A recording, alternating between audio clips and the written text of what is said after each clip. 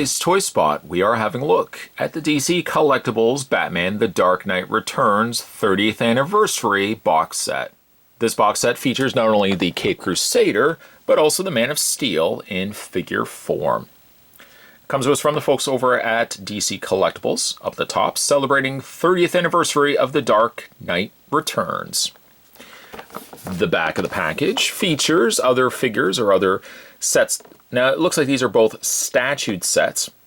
One is The Dark Knight Returns, Superman and Batman. The other one, The Dark Knight Returns, A Call to Arms.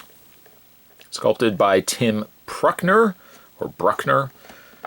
And finally, on the underside, you can go to www.dccomics.com. You can also head over to comicshoplocator.com if you'd like to find a comic book store in your city.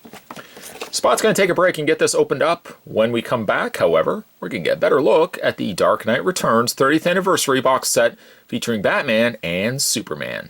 There's more heading your way, guys. Don't go anywhere. Stay tuned. Okay, so now we have both figures out of the packaging. Let's get a better look at the figures. I believe these are re-releases to the original DC Collectibles, or really it would have been DC Direct at the time that they were released, and they've been given kind of a new coat of paint. But ultimately, the downside to the figures, as you probably see with Batman here, I can't get Batman to properly stand.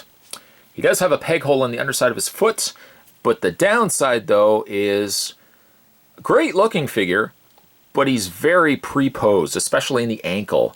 The ankle, as you can see, the leg tips on an angle back, and then he's got a flat foot. Because he doesn't have a display stand, certainly at least on this backdrop, I had the hardest of times getting Batman to properly stand. And that's the downside when it comes to pre-posed figures. You kind of are relegated to having the figures standing almost the exact way that the sculptors intended them to stand. Without that display stand, Batman kind of falls. Superman's not bad because he's more straight-legged, but I wish Batman didn't have as much of an arched leg as what you're seeing right here. Overlooking that aspect of it, because I can probably just fix that. Obviously, backdrop with fabric, figures are always going to be harder to stand, but I can remedy that by getting a display stand. I've got a couple of them kicking around. Figure-wise, it's pretty good. It's a nice-looking Batman. He's got that age kind of gritty look to it, which Dark Knight Returns very nice. Captures an older Batman. His eventual battle with the Man of Steel. Utility belt's pretty cool. It's more of a smaller series of pockets as opposed to a centric belt buckle in the middle, and then you got the pockets on either side. No, this is basically a utility belt where it's mostly, if not all, pockets. The much broader Batman emblem as well, which, as you can see, obviously from the Superman Batman Dawn of Justice, very inspired by this design of costume. Which also, I'm thrilled that Batman has the black and white treatment, or the gray and black treatment, rather than, all black. His cape is a nice rubbery plastic. That's no issues there. Even a nice sculpt on the back of his, back. It's very broad, very muscular.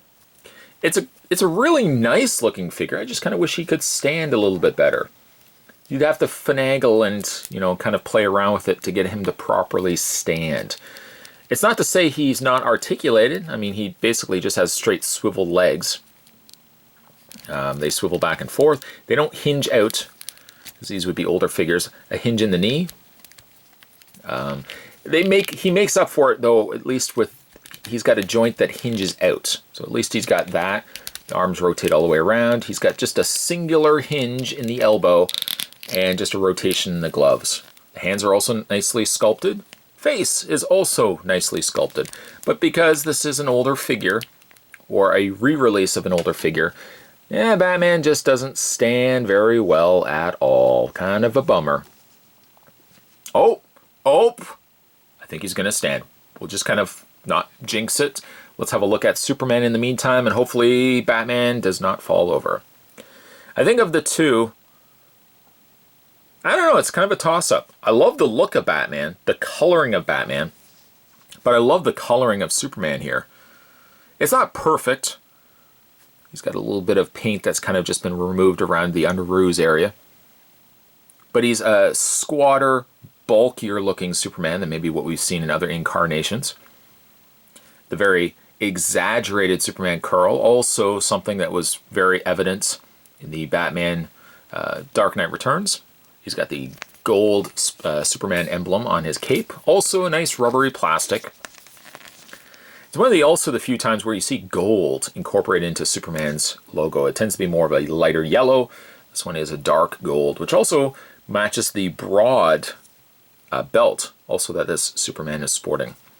Not crazy about his face, but again, like for it being an adaptation-inspired figure, it makes sense that the Superman looks like this. Very, again, full-figured, very bulky, very stocky in his build. His articulation, he only has a straight swivel, which is kind of a downside. I don't know if I actually mentioned the articulation on Batman. If not, I'll do it again. Head just straight swivels. He has that same hinged shoulder area, which also rotates around. Same singular hinge in the elbow. No articulation in the hands, though I do like the big broad hands that they've given him. No waist swivel, but his legs do hinge forward and back very slightly, I might add. A hinge in the knee, and that's it. That's all you can get. So yes, the figures are a little on the dated side. I don't even think I did touch base on. No, I did not. He has a straight, just a swivel in the head. Yeah, the figures are dated. It's neat, I guess, if you didn't get a chance to pick up the initial release of these way back when. Some of these figures tend to get a little bit more expensive when you start looking in aftermarket like eBay. Cool that Diamond or DC Collectibles would have re-released these figures. I guess with a slight change in paint. Would I recommend the figure line? Only if you really wanted these figures initially and you just never got a chance to pick them up. They're a little more basic, yes. They're a little more... They're not certainly to the level that DC Collectibles are now, but it's a kind of a cool throwback box set if you didn't initially get the figures. Today's Toy Spot, we were having a look at the 30th anniversary of the Dark Knight Returns, encapsulated inside the DC Collectibles Superman vs. Batman box set. Stay tuned, guys. Spot's going to have more collectible spots and toy spots heading your way. As always, thanks for watching. I'll see you next time.